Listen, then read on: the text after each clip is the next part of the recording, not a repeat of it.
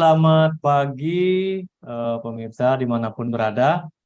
Kembali lagi dalam acara podcast kita pada pagi hari ini.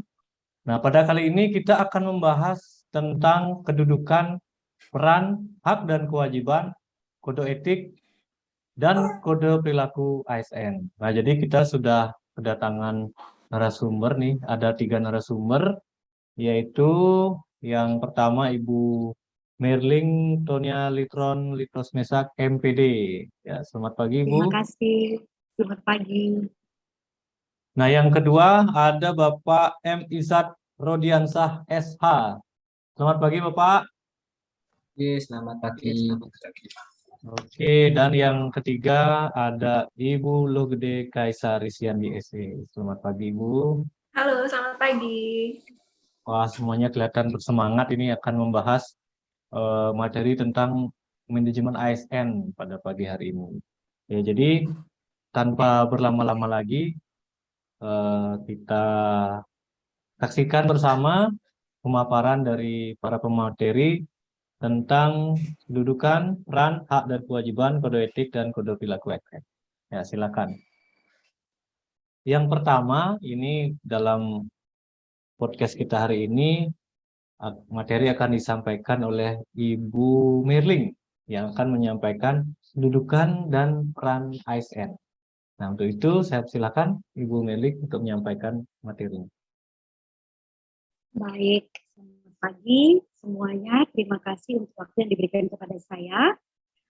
Perlu diketahui bahwa ASN itu terbagi atas 2. Yang pertama adalah PNS atau pegawai negeri sipil, dan yang kedua adalah pegawai pemerintah dengan perjanjian kerja atau P3K ya, PPTK.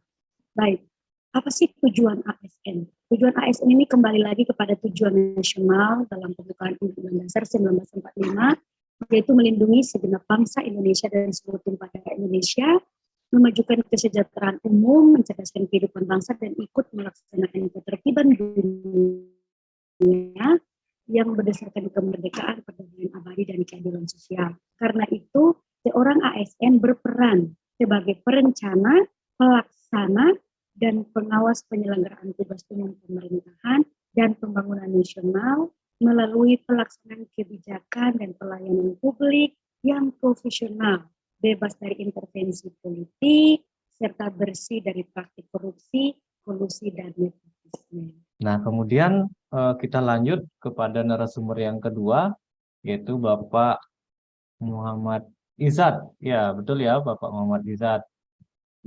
Ya, yang akan menjelaskan tugas dan fungsi ASN. Untuk itu, silakan Pak Muhammad Izat.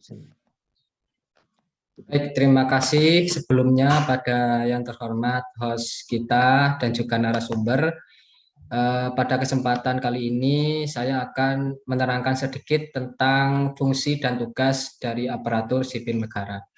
Nah, kita mengetahui bahwa aparatur sipil negara ini dasar hukumnya adalah terdapat dalam Undang-Undang Nomor 5 Tahun 2014 tentang aparatur sipil negara. Tentunya sudah dijabarkan mengenai ASN tadi oleh Ibu Merlin, bahwa ASN ini ada 2, yakni PNS dan juga P3K. Lalu bagaimana mengenai fungsi dan tugasnya? Nah, fungsi dan tugas ini terdapat dalam pasal 10, yakni yang pertama adalah pelaksana kebijakan publik, dan yang kedua adalah pelayanan publik, dan yang ketiga adalah perekat dan pemersatu bangsa. Baik, terima kasih Pak Izat. Wah, sudah jelas sekali ya tadi dijelaskan bagaimana tugas dan fungsi bagi seorang ASN harus dilaksanakan dengan baik. Nah, sesuai tadi yang dijelaskan oleh Bapak Izat tadi. Nah, silakan Bu Lugede Kaisa. Bu Kaisa, silakan. Oke. Baik, halo pemirsa. Hari ini saya akan mengulas sedikit tentang hak dan kewajiban ASN, yang berarti PNS dan P3K. Seperti yang sebelumnya narasumber telah sharing, dalam Undang-Undang ASN Nomor 5 Tahun 2014 ini juga diatur tentang hak dan kewajiban PNS dan P3K. hak PNS dalam undang-undang eksplisit di pasal 21, yaitu yang pertama PNS berhak atas gaji, tunjangan, dan fasilitas. PNS juga berhak atas cuti. PNS berhak atas jaminan pensiun dan jaminan hari tua. PNS berhak atas perlindungan dan pengembangan kompetensi. Selain itu, P3K juga berhak memperoleh gaji dan tunjangan, cuti, perlindungan, dan pengembangan kompetensi. Yang berbeda adalah P3K tidak mendapatkan jaminan pensiun dan jaminan hari tua. Untuk kewajiban, pegawai ASN memiliki kewajiban yang tertuang dalam pasal 22 Undang-Undang ASN, yaitu pertama, setia dan taat pada Pancasila, Undang-Undang Dasar Negara Republik Indonesia tahun 1945, Negara Kesatuan Republik Indonesia, dan pemerintahan yang sah. Yang kedua, PNS atau ASN berkewajiban menjaga persatuan dan kesatuan bangsa. ASN juga berkewajiban melaksanakan kebijakan yang dirumuskan pejabat pemerintah yang berwenang. Berkewajiban juga menaati ketentuan aturan perundang-undangan, serta melaksanakan tugas kedinasan dengan penuh pengabdian, kejujuran, kesadaran, dan tanggung jawab. Kemudian, ASN juga berkewajiban menunjukkan integritas dan keteladanan dalam sikap, perilaku, ucapan, tindakan kepada setiap orang, baik di dalam maupun di luar kedinasan. Penjelasan yang sangat luar biasa dan menarik sekali. Baik, sama-sama. Ya. Sekarang Bapak Ibu narasumber, mungkin ada beberapa hal yang ingin saya tanyakan dan saya ingin meminta pendapat dari Bapak Ibu. Itu permasalahan yang sedang kita hadapi di Indonesia terkait dengan peradaan atau manajemen ASN itu sendiri. Nah, mungkin siapa yang mau menjawab, silakan. Oh ya, Ya, silakan. boleh. Silakan Bu Merlin.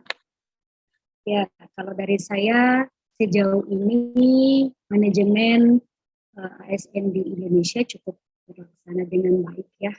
Meskipun terkadang kalau di pusat memang cukup terlaksana dengan baik, cuman ada satu masalah yang terkadang kita jumpai sampai saat ini, yaitu tentang disiplin waktu ya.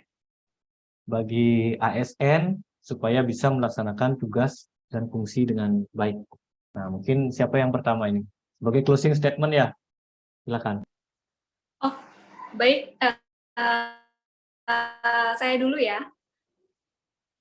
Closing statement dari saya, walaupun menjadi ASN banyak sekali kewajiban yang kita rasa tidak ada habisnya, kayak Tuhan sudah memberikan jalan yang terbaik dan kita jauh lebih beruntung dari banyak sekali orang yang ingin di posisi kita. Jadi teruslah bangga melayani bangsa.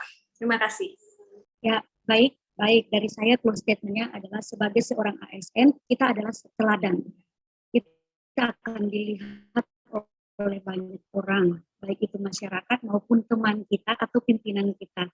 Karena itu mari kita berikan integritas yang terbaik. Baik, adapun closing statement dari saya tentunya tidak jauh berbeda dengan para narasumber sekalian, bahwa ASN tentunya harus terdapat pada core values ASN, yakni harus berakhlak dan juga jangan pernah meninggalkan tugas dan fungsinya sebagai ASN yang berintegritas, akuntabel, adaptif, loyal, dan harmonis. Semoga pembicaraan kita pada pagi hari ini berikan manfaat bagi semuanya. Baik, terima kasih. Kita tutup podcast kita pada pagi hari ini. Selamat pagi. Ya, terima kasih semuanya Bapak Ibu. Terima kasih.